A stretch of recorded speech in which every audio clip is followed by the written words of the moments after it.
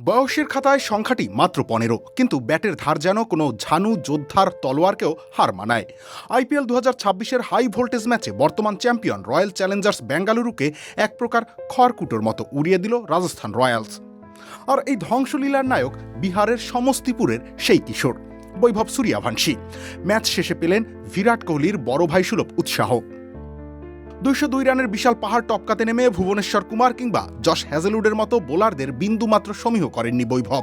পাওয়ার প্লের ভেতরেই তাদের উপর এমন স্টিম রোলার চালালেন যে অভিজ্ঞ এই দুই পেসার কার্যত দিশেহারা হয়ে পড়েন।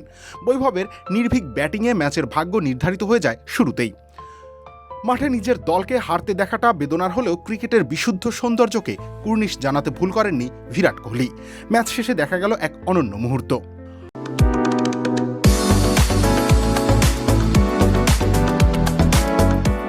আধুনিককালে ভারতীয় ক্রিকেটের সবচেয়ে বড় তারকা যেন তারই এক উত্তরসূরিকে প্রতিপক্ষ হওয়া সত্ত্বেও আপন করে নিলেন। বৈভব নিজের রাজস্থান রয়্যালসের ক্যাপটি বাড়িয়ে দিলেন কিং কোহলির দিকে।